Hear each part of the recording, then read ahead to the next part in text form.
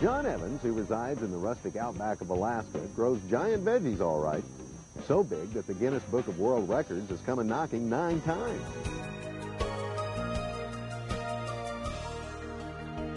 I have quite a few Guinness World Records and 18 state records in the giant variety and over 200 blue ribbons in 8 years. Well, this is a stonehead variety cabbage. John estimates this cabbage to be a whopping 35 pounds. How big is that, you ask? Well, it would take 6 to 8 grocery store-sized heads to match just one of these gargantuans. This is a leek, a little bit larger than you would normally see. A little larger? That's a freak leek compared to the ones in my garden. So how does John grow humongous vegetables that, believe it or not, aren't stringy and taste delicious? They seem to agree it's the sun. No, that's a myth. It's a fallacy. They would be growing all these giant vegetables up in Norway and Sweden and Finland, and do you ever hear of anything? No siree, Bob. So I rest my case on that one. John claims the secret is not the sun above, but the earth below. Oh, the secret is all in the soil. It's like as if the soil is like this stomach. If you put the right foods into your stomach, you can then become like Arnold Schwarzenegger. That's what happens with these plants. You don't have to dig very deep to see that John's plants are extremely well nourished. Ah, here we go. Here we are. Now, that's some leek.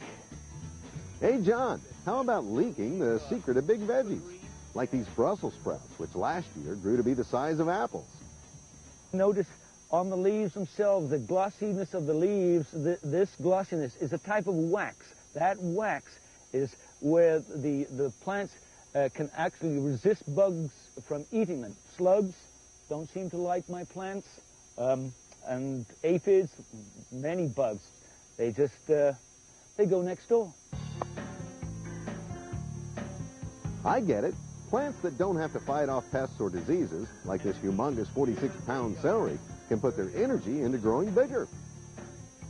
There's enough Swiss chard here for a little meal for a big dinosaur. I would estimate that is at least over 60, maybe 70 pounds, because I have grown a 70-pounder before. This is a big plant. Here we have a zucchini. This is about, 35 pounds, and you kids out there, if you are fed up with growing some pumpkins, how about growing a nice big zucchini for a change? Sounds great. And in addition to that trick, John says if you maximize the soil's potential, it'll maximize the plant's potential. So how does John feed the soil? Now here is the secret to my success. Compost tea. It's a special gourmet recipe John's been working on for years. With just the right combination of compost, micronutrients, and bacteria. A little bit goes a long way. It's the equivalent to about maybe 500 to 1,000 pounds of compost. Essentially, he's turbocharged his compost, and with it, everything else in his garden. What happens in the soil is everything is stimulated with all the microorganisms to such a high point that they will give that plant the maximum food for its production. Well, here we have some carrots. And more food for the soil means bigger, tastier, healthier veggies. That's pretty nice carrot. These monsters are not just for show. They also make for good eating. Zucchini bread, leek and potato soup, fried zucchini, good soup, zucchini this, good stew, zucchini that, stir fry, zucchini soup. Oh boy, just give me more. You know, there's one more way to tell that John's plants are ultra healthy. It's by their Brixx level, or the amount of sugar they contain. You see, in the grocery store, most veggies have a Brixx level of between, say 6 and 10, whereas John's measure in at a whopping 20. Now we're ready to make compost tea. And to do that, you'll need a 5-gallon bucket, a diffuser, some air hoses, and an air pump. After attaching all those pieces together, drop it in the bucket and turn it on. Look at all those little micro bubbles coming up. The air John is pumping into the water encourages the growth of millions of good, or aerobic, bacteria. First we need to do is put in a small amount of compost. We will say for this amount, about 8 cups of compost. Look at this beautiful compost. Into the bubbling bucket it goes. Now John has his own special blend of ingredients he adds, which contains, among other things, simple sugars. The tea brews for 24 hours. Then John mixes 5 parts water to 1 part tea. The reason why it's called tea is because it looks like tea, but it doesn't act like tea. Then he applies the liquid 2 ways, straight into the soil or on the leaves. Get the foliage nicely wetted down, and this is what will cause a biofilm. This will protect the plant from diseases and insects.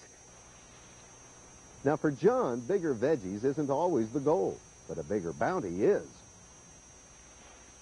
This is where I'm going to have more fun than you can ever imagine. John's a huge potato fan, and to guarantee a large yield, he sprayed the leaves and soil of each plant. This is one plant now. Believe me, this is one hill, one plant. So how many potatoes can you get from one plant? Here we come into the mother lode. Still going down for the deeper boys, down here. Now you can understand why I have so much fun. I mean, it just never seems to end. Isn't that such a pretty potato? That's it. No more. Here we've got, it's got to be about 40 potatoes. Good 40 potatoes in this plant. Hard to believe 40 potatoes from one plant. But that's the benefit of compost tea, even in Alaska's rugged climate. Growing bigger, healthier, record-breaking veggies is one secret John Evans wants the world to know.